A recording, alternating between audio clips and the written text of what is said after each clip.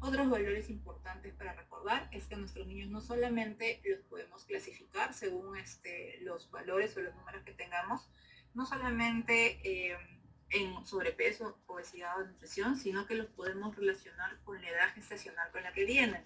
De tal manera que si mi paciente tiene un peso que está para la edad gestacional por debajo del percentil 10, yo estoy hablando de un PEG, de un pequeño para la edad gestacional. Lo normal es encontrarnos aquí, entre el percentil 10 y el percentil 90, que es el adecuado para la estación gestacional, mientras que el que está por encima del percentil 90 es el grande para la edad gestacional, ¿no? Que usualmente es el macrosómico también.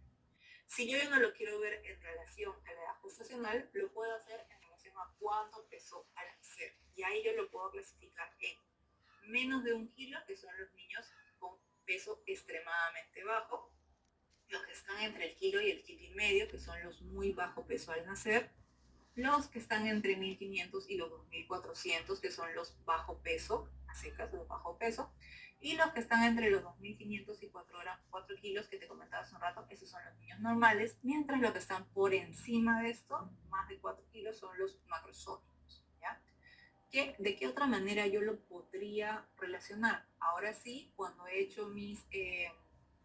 sacado mi peso y he sacado mi talla, yo puedo hacer relaciones según los indicadores y puedo usar peso para la edad, puedo usar peso para la talla o talla para la edad para poder ver cuál es su diagnóstico nutricional. Entonces yo tengo que tener en cuenta que qué me indica cada uno de ellos. Peso para la edad es un indicador que me habla siempre de un tema global, ¿no? Usualmente es mejor para niños pequeñitos, menores de 1 año. Para ellos sí me puede relacionar mejor el tema de si están en un buen estado nutricional o no.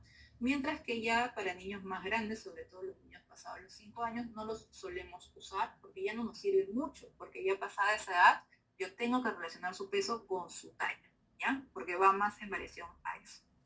El peso para la talla ve el estado de nutrición actual, por ende ve todo lo que es agudo. Si hay alguna alteración ahí, es una nutrición aguda, por ejemplo. Mientras que la talla para la edad sí me ve procesos, dos cosas. Me ve crecimiento, es decir, si la talla está buena o no. Y también me ve procesos nutricionales crónicos. ¿Ya? Finalmente, el otro parámetro que tomamos también en el nacimiento y en los controles hasta los 3 años es el perímetro cefálico para la edad. Y eso me va a hablar de macrocefalia cuando se encuentre por encima del percentil 97 y microcefalia cuando esté por debajo del percentil 3, ¿ya? Y lo tomamos obligatoriamente en el control de crecimiento y desarrollo hasta los 3 años. Luego aquí tenemos, ahora sí, que si ya no quiero hablar en indicadores como el peso para la edad, peso para la talla, talla para la edad, sino que quiero hablar del estado nutricional, puedo usar desviaciones estándar, que en realidad son uno de los mejores parámetros hoy en día porque nos dan el seguimiento más preciso, porque muchas veces vemos niños que están muy, muy desnutridos y que ya están por debajo del percentil 1, que están muy, muy obesos, que están por encima del percentil 99, y entonces las pequeñas variaciones yo las puedo ver mejor con las mediciones estándar. Entonces, dependiendo del parámetro que yo esté evaluando, me van a dar diferentes diagnósticos. La normalidad siempre va a estar acá, entre más 2 y menos 2, mientras que si yo estoy evaluando peso para la talla, que es todo lo que ve las cosas agudas, y estamos entre menos 2 a menos 3, yo estaré hablando de una desnutrición aguda. Y si este peso está por debajo, peso para la talla menos 3, de menos 3, estaremos hablando de una nutrición ya severa. Por el otro lado, tenemos que si está por encima de más 2, estamos hablando de sobrepeso, y si está por encima de más 3, estamos hablando de obesidad.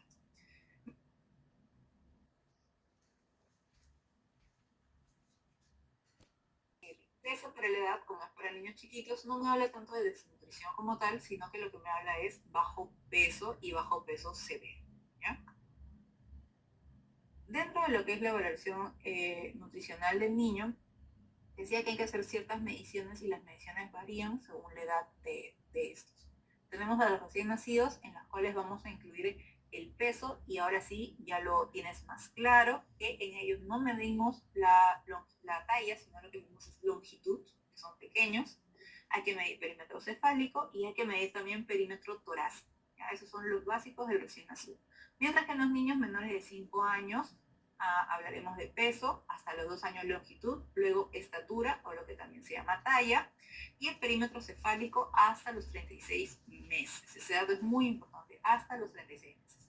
Y una vez que sean más grandes, entre los 5 y los 11 años, ya me basaré solamente en el peso y la talla y también en el perímetro abdominal, ya que el perímetro abdominal me habla del riesgo metabólico y cardiovascular de mi paciente, ¿ya? Por aquí tenemos que estas mediciones yo las voy a hacer relaciones para volver los indicadores, de tal manera que en el recién nacido yo hablaré pues peso, longitud, perímetro cefálico, perímetro, la talla al nacer, y lo puedo relacionar con la edad gestacional, mientras que en los niños pequeños haré las relaciones que acabamos de ver hace un rato, peso para la edad, talla para la edad, peso para la talla, o perímetro cefálico para la edad. En los niños más grandes, pasados los 5 años, ya puedo usar IMC para la edad. Esto es un valor que vamos a dar en percentiles, a diferencia de los adultos que van en parámetros absolutos, aquí lo voy a hacer en percentiles. Y luego tengo también talla para la edad y perímetro abdominal para la edad. Este dato de aquí, acá, es importante poder conocer.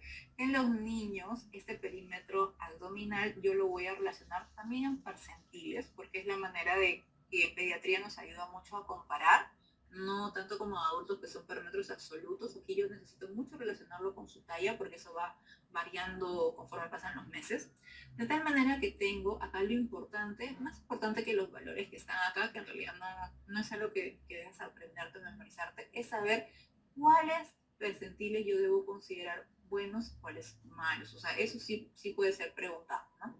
Entonces, lo normal es que el perímetro abdominal esté aquí, por debajo del percentil 75, lo que representa, si eso es lo normal, representa que el riesgo de mi paciente metabólico y cardiovascular es un riesgo bajo. Mientras que si ese perímetro abdominal, cuando yo lo cruzo con esta tablita, me doy cuenta que está por encima del percentil 75, mi paciente tiene un riesgo metabólico y también un riesgo cardiovascular alto. Y si está por encima del percentil 90, el riesgo es muy alto.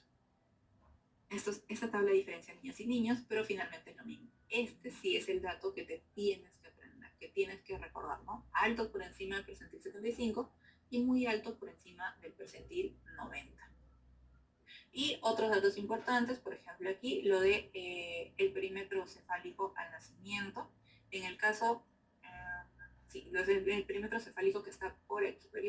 El perímetro cefálico de nacimiento en nuestro país, la norma considera que dependiendo de que si eres hombre o mujer, puede ir entre 31 hasta 36 centímetros y eso se considera normal.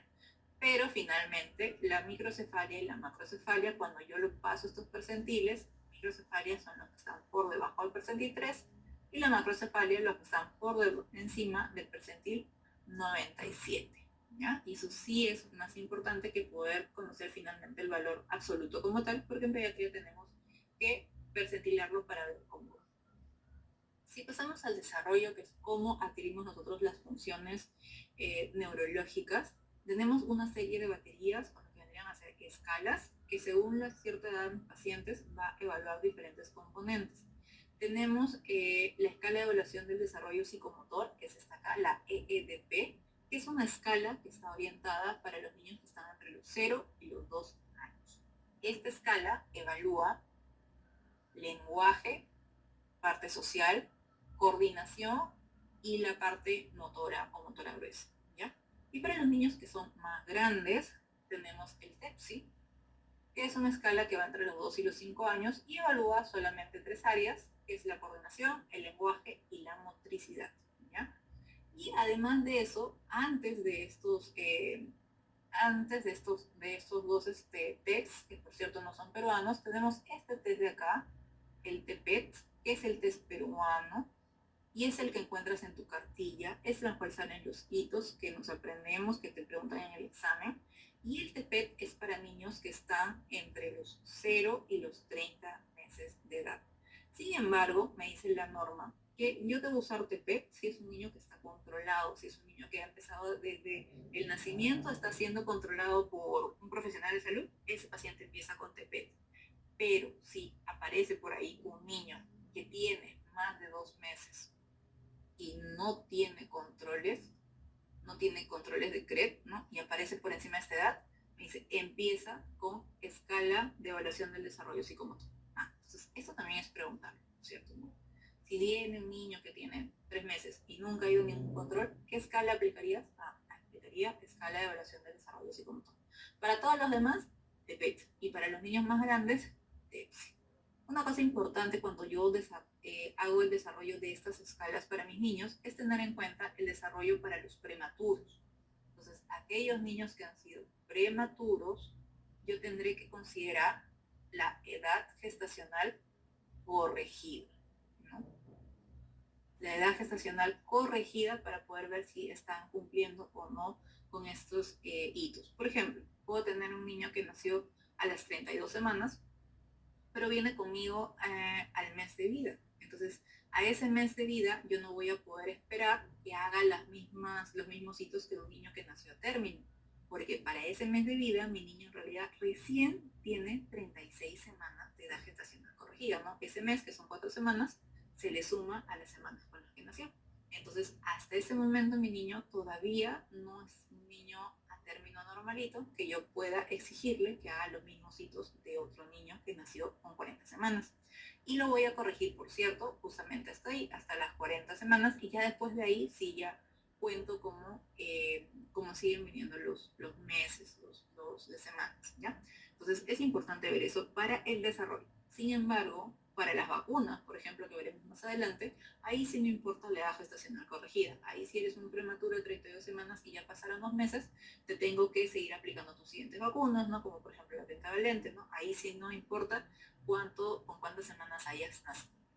Y dentro del desarrollo, no solamente vemos la parte de los hitos, que la vamos a ver más a detalle en un segundo más, sino que también vemos seguimos diferentes aspectos del desarrollo del niño, como por ejemplo la evaluación de los dientes o la evaluación bucal, ¿no? Esa es la salud bucal. Y aquí la norma nos dice que los niños deben ser evaluados por un odontólogo antes de llegar al año, antes del primer año de vida. Incluso al aparecer el primer diente, ya ahí yo debería enviarlo con el odontólogo, y esto usualmente es a los 6 meses, ¿no? Para que le pueda empezar a colocar flúor, y eso lo va a hacer 2 veces al año. Pero no debería llegar al año sin haber sido visto por un odontólogo. Y este primer diente, por cierto, que aparece a los 6 meses, recuerda que es el incisivo central inferior.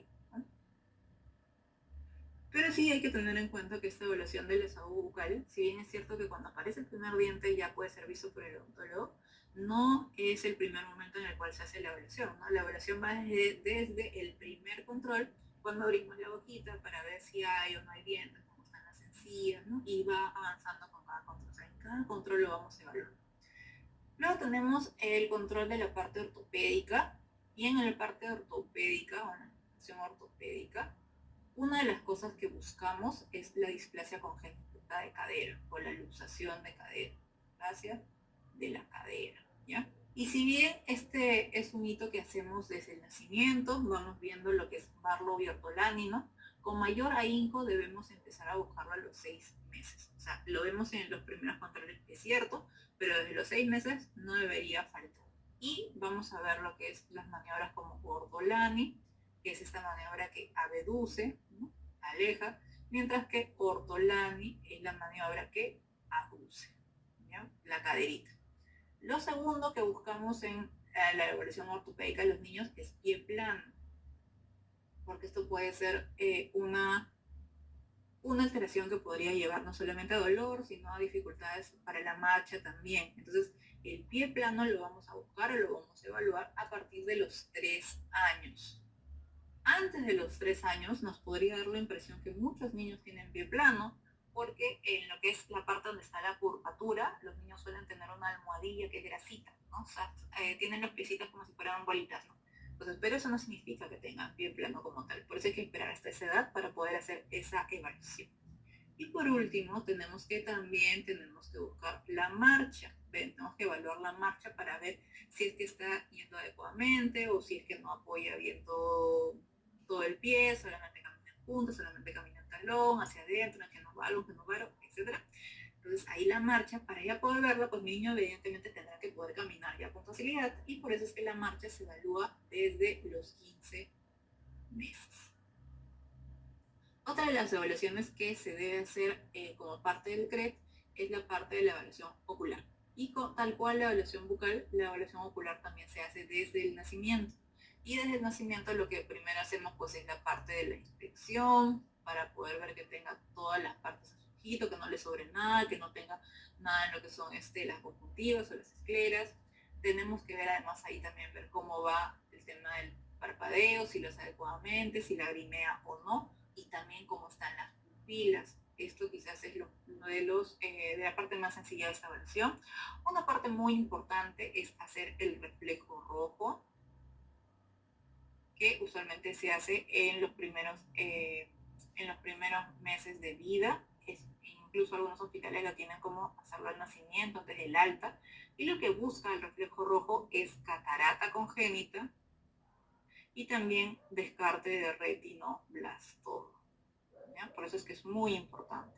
Y conforme el niño va avanzando, también se le va a hacer despistajes para ver la agudeza visual. Y esto se hace entre los 3 a los 5 años.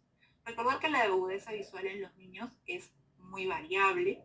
Los niños empiezan muy hipermétropes. El recién nacido ve más o menos 20/200 y cuando nace usualmente ni ve colores, ni ve nítido, ve solamente sombras.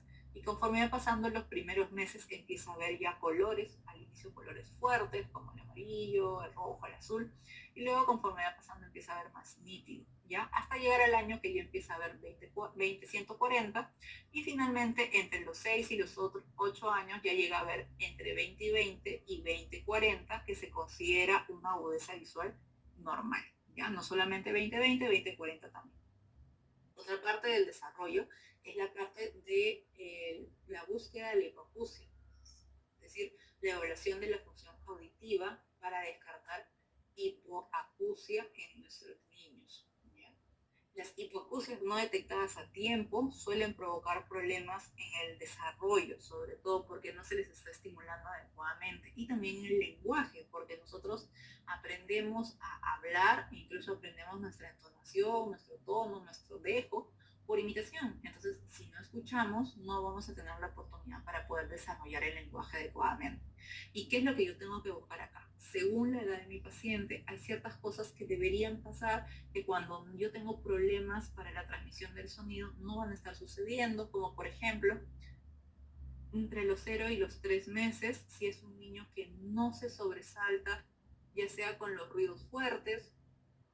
Hace ya como 2 meses estuve hospitalizada una niñita que venía de haber sido prematura, tener hemorragia intraventricular, haber estado hospitalizada en UCI, ¿no? Entonces tuvo muchos factores de riesgo y en esta oportunidad venía ya habiendo salido de alta de neonatología porque agarró una bronquiolitis por virus respiratorio, y mientras nos encontramos evaluándola en la noche, era un área que es un box que está cerrado, el aire estaba muy fuerte y la bebé estaba durmiendo, por cierto, en su cunita, estaba hablando con la mamá, y en ese momento el aire que estaba tan fuerte hizo que la puerta se cerrara muy bruscamente, se cerró.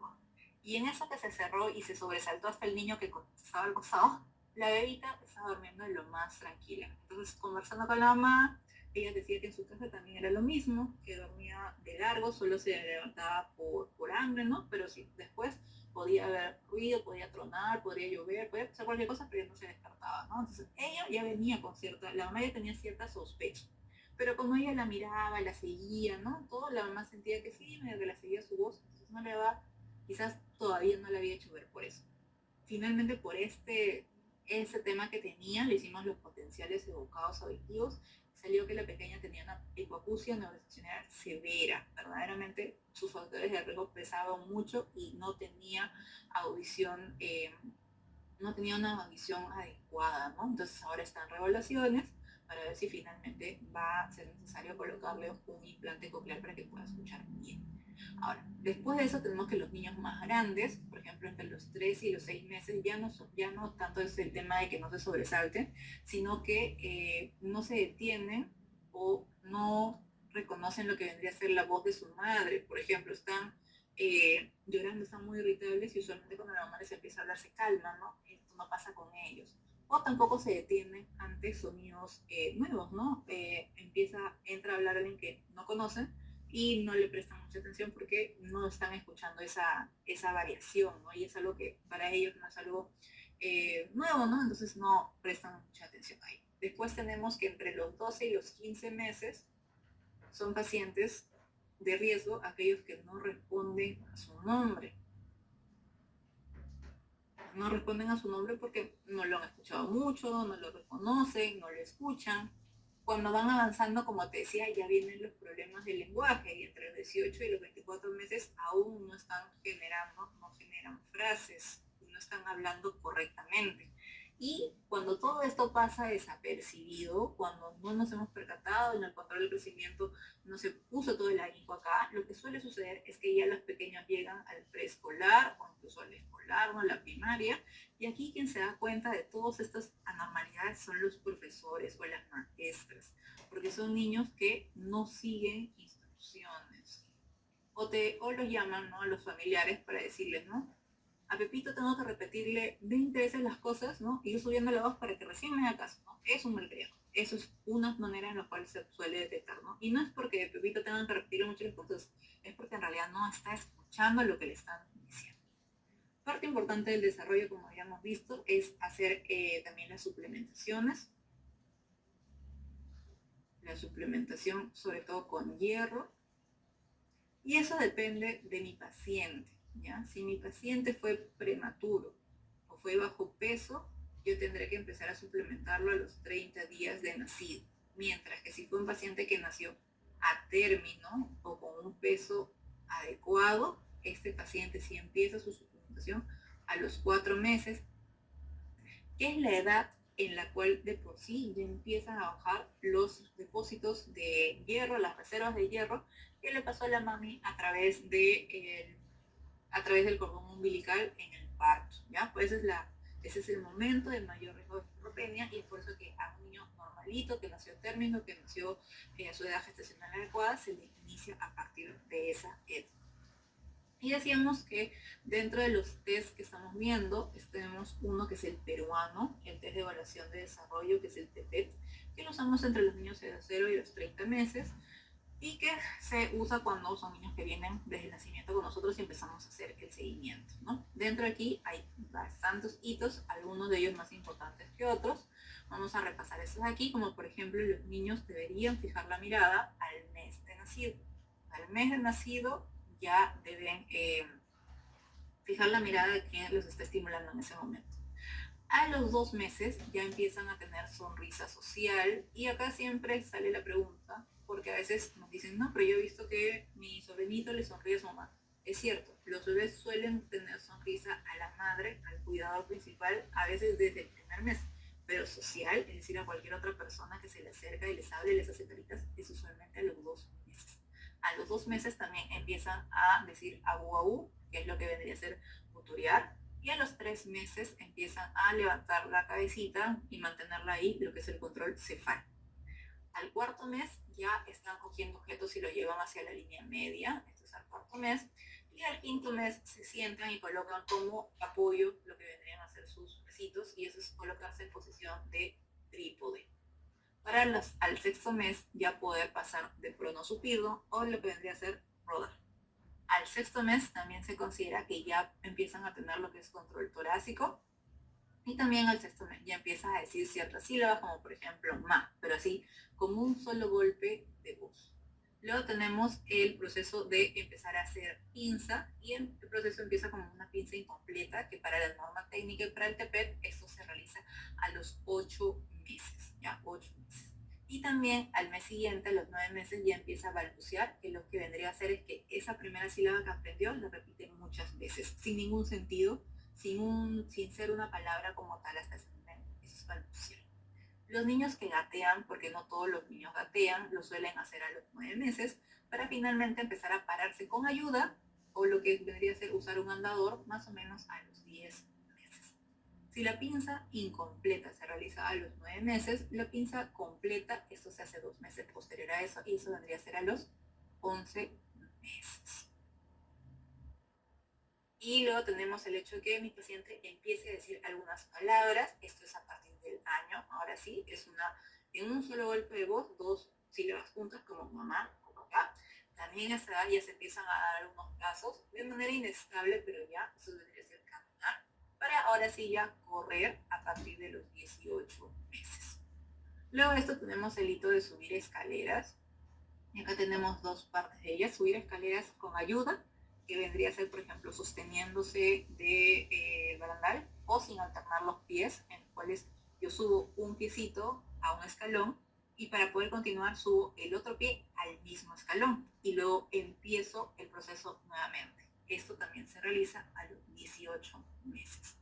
Mientras que el hito de subir escaleras sin ayuda, alternando, nos refiere a que yo coloco un pie en un escalón y el siguiente pie ya va al siguiente escalón. No tengo que empezar todo el proceso de nuevo y esto se hace a los 24 meses.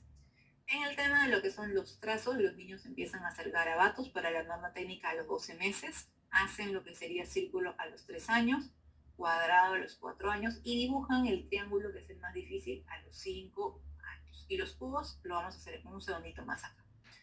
Y luego acá hay hitos bastante especiales. Por ejemplo, si me están hablando de que el niño se mantenga con el dorso recto apoyado hacia adelante cuando descarga su peso, esto es el trípode que se realiza a los 5 meses, ¿no? Esta es la posición del trípode, como la puedes ver ahí. Si me hablan de un niño que se encuentra sentado sin apoyo, hay que tener en cuenta que cuando yo hablo del control torácico a los 6 meses, es un control torácico todavía inestable que puede ser con apoyo, que es con apoyo. Entonces, sentarse sin apoyo se hace un poquito más avanzado y eso se hace a los 7 meses. Si me lo preguntan así a secas, sentado sin apoyo, 7 meses, control torácico, 6 meses. Esta de aquí, que es la pinza índice pulgar de manera torpe, es la pinza incompleta. Y esto se hace a los 8 meses. La pinza fina, o la pinza también llamada completa, que esta aquí es a los 11 meses. Caminar apoyándose en las cosas, o caminar como un andador, o pararse como apoyo, que esto lo hacemos a los 10 meses. Acá un hito muy especial que alguna vez fue preguntado en residentado, que es responder a una orden simple e identificar objetos como entregar una pelota, en este caso que es el dibujo. Esto de aquí, una orden simple, a una sola orden, esta respuesta se da a los 11 meses. Luego de eso tengo caminar solo con un pobre equilibrio con las piernas separadas. Esto es empezar a caminar, ¿no? Por eso te decía que es una marcha un poco inestable, eso es a los 12 meses.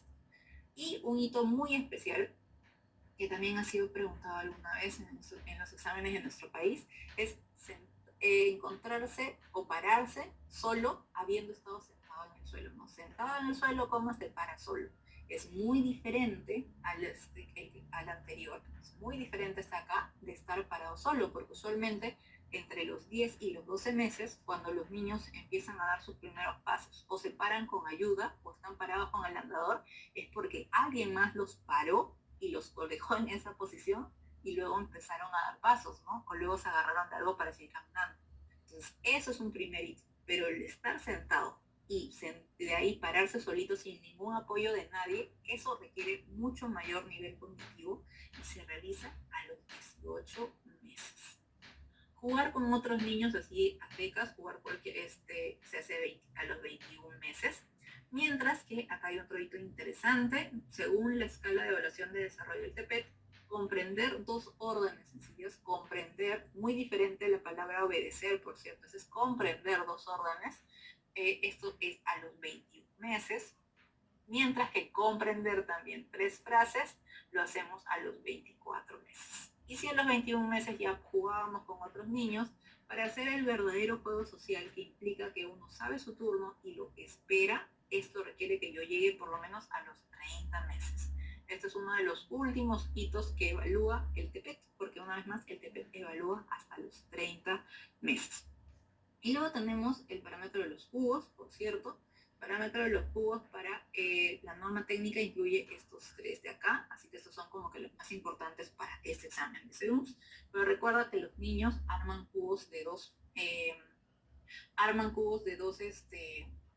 torres de 2 cubos a los 14 meses, y esto hay que tener una relación para que te acuerdes con el 14 de febrero, ¿no? 14 de febrero, a los 14 meses, 2 cubos. Luego tenemos el de los 18 meses, y en este caso tenemos que a los 18 meses pueden armar una torrecita de 3 cubos, y acá para que te acuerdes, tenemos que esta es una fiesta muy especial que se llama el Día de San Patricio. Es una fiesta que se celebra a nivel mundial en marzo, por cierto, el 18 de marzo también. Eso es un adicional. Y en esta fiesta de aquí, lo que se hace, tiene como simbología el trébol de 3 hojas, y lo que se hace es beber mucha cerveza. Entonces acá, ¿cómo me acuerdo yo? En el Día de San Patricio, que yo tengo que tener tréboles de 3 hojas, que es su simbología, 3 cubos, se bebe cerveza, y a nuestra sorpresa queda se bebe cerveza a los 18 meses, ¿ya? Entonces, esto aquí, y bueno, que cae usualmente el 18 de marzo. Ese es un adicional que por ahí me quedan algunos años. Después tenemos que a los 21 meses se hacen torres de 5 cubos, y recuerda que el juego 21, que es el Blackjack, ¿no?, requiere que tú tengas en tu mano, ¿cómo se llama? El número 21, ¿no? Y para eso tienes que estar en tus 5 sentidos para poder ganar este juego, ¿no? Entonces, 5 sentidos, 21 meses, Blackjack, 5 cubos.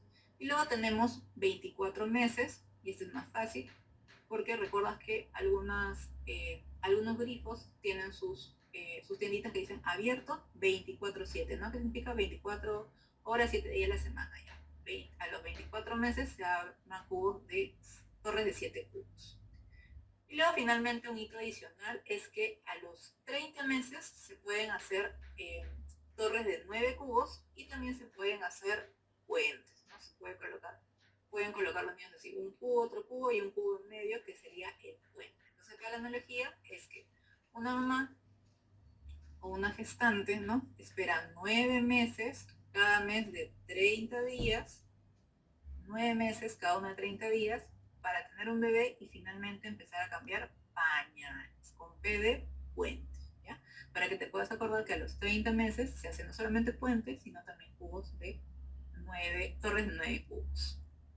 Y para poder acabar con la parte de desarrollo, también hay que hablar de otros tipos de hitos que ya no se ganan, sino que se pierden, que son los reflejos primarios o los reflejos primitivos, ¿ya? Y que encontrar estos reflejos adecuadamente y perderlos en su momento nos habla de cómo van a desarrollarse otras funciones más adelante, como por ejemplo la búsqueda o el reflejo de búsqueda.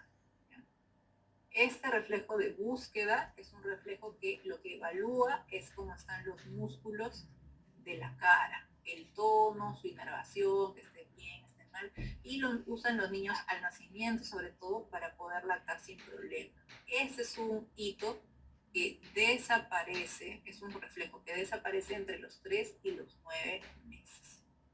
Luego de eso tenemos succión. El reflejo de succión es un reflejo que sirve para la alimentación. Y en sí es un reflejo que como tal no se pierde del todo, sino que va mutando, ¿no? Y hay un momento en que uno succiona para alimentarse, mientras que los niños a esa edad succionan cuando se les acerca, por ejemplo, el pezón o el biberón, ¿no?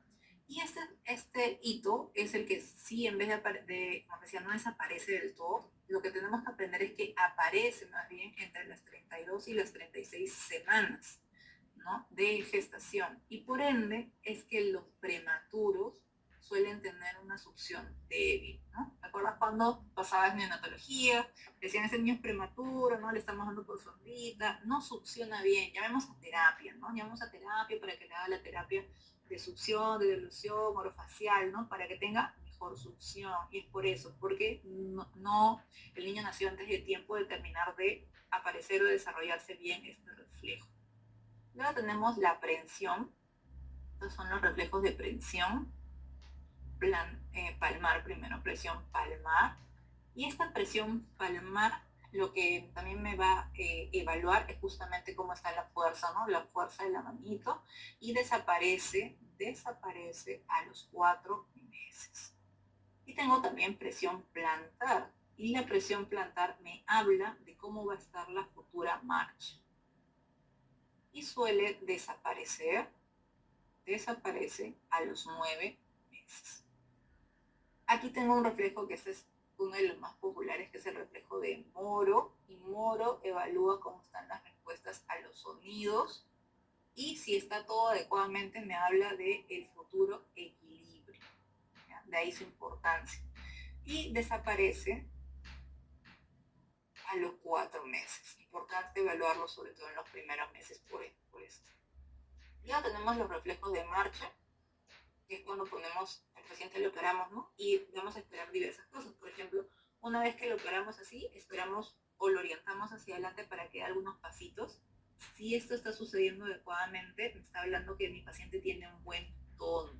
Si yo lo coloco y mi paciente no empieza a dar pasos cuando yo lo empiezo a aproximar hacia adelante, me está hablando que mi paciente tiene hipotonía. Este reflejo de marcha también desaparece entre los 2 y los 3 meses, que hay que evaluar prontamente también. Y luego tengo mi reflejo de parada estática, que es, si en marcha es colocarlo y esperar que avance, la parada estática es simplemente pararlo, que pueda colocar sus piecitos sin problema. Y acá también me evalúa el tono. Sin embargo, si cuando yo coloco a mi niño sus piernitas se cruzan, se ponen medias duras y se cruzan, es decir, hacen posición de tijera, me habla de que puede tener espasticidad, no puede haber tenido un daño neuronal. Este reflejo de parada estática desaparece entre los 2 y los 6 meses.